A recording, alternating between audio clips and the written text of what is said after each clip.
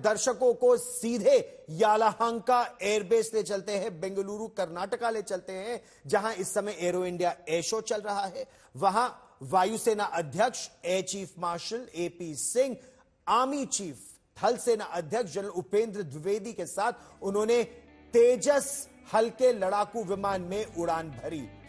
उनके इस अनुभव के साथ ही रक्षा के क्षेत्र में भारत की बढ़ती आत्मनिर्भरता पर आज तक संवाददाता मनजीत सिंह नेगी ने थल सेना अध्यक्ष जनरल उपेंद्र द्विवेदी से एक्सक्लूसिव बातचीत की।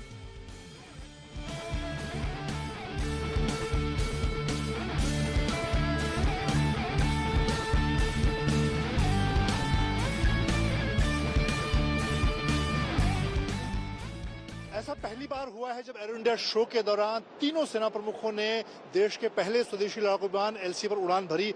हमारे साथ सेना प्रमुख जनरल उपेंद्र द्विवेदी हैं। जनरल साहब, आपसे जानना चाहूंगा, कैसा आपको लगा एलसी पर उड़ान भरकर, इसके पीछे क्या मैसेज देने की कोशिश की गई? सबसे पहले तो उड़ान बहुत रोमांचक थी और जैसे आपने बताया कि इतिहास में पहली बार हुआ है कि किसी एयर चीफ ने आर्मी चीफ को अपने साथ उड़ाया और हम दोनों कोर्समेट भी हैं, तो एक दूसरे पर विश्वास बहुत ज़्यादा था।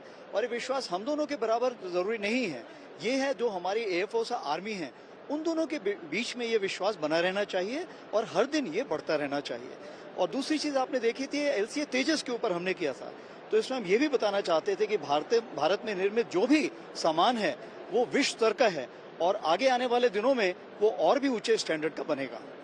इस बार जो जोर दिया जा रहा है make in India make for the world, उसको, उस थीम को और यहाँ पर जो आत्मनिर्भरता की बात की जाए, चाहे आपने एलसीए पर उड़ान भरी, उन सारी चीजों को किस तरह से तीनों सेनाएं आत्मनिर्भरता की तरफ आगे बढ़ रही हैं?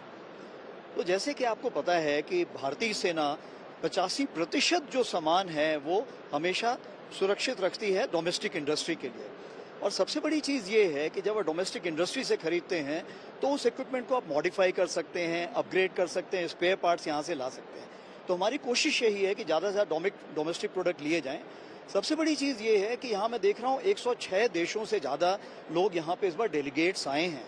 तो इसका मतलब ये है कि ये लोग आके ये देख रहे हैं कि भारत के साथ हम कैसे कोलैबोरेट कर सकते हैं और भारत का जो आत्मनिर्भरता का एक जो हमने उद्देश्य लिया है, ये जो हमारी एक मानसिक वो बनी हुई है, उसको हम कैसे आगे बढ़ा सकते हैं। और बहुत लोगों ने आगे बढ़ के ज्वाइंट कोलैबोरेशन के लिए बहुत सारे ऑफर्स दिए हैं और ये ऑफर्स ऐसे हैं कि अगर भारत देश में आ जाएंगे तो हमारा जो इक्विपमेंट होगा वो विश्व स्तरीय बनेगा।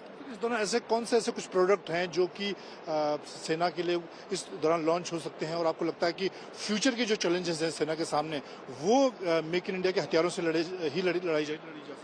आपने सही बताया है, जैसे हमारे स्मॉल आर्म्स हो गए, हमारे यूएवीज और ड्रोन्स हो गए, काउंटर यूएस इक्विपमेंट हो गया, उसी प्रकार से हमारा जो एविएशन है या हमारा जो हम कहते हैं कि एडी जो हमारी मिसाइल्स हैं, इन सब चीज़ों को अगर हम देखें तो हम कोलैबोरेशन के साथ हम इसको जल्द से जल्द प्रोड्यूस कर सकते हैं और ज़्यादा मात्रा में प्रोड्यूस कर सकते हैं। इसके सबसे बड़ा फायदा ये होगा कि हम एक एक्सपोर्ट के लिए भी इंडस्ट्री यहाँ पे तैयार कर पाएंगे। आखिरी सवाल से, आपको लगता है कि मेक इन इंडिया जरूरी है फ्यूचर के चैलेंज की, जो आने वाले दिनों की लड़ाई है उसके लिए मेक इन इंडिया हथियार जरूरी है?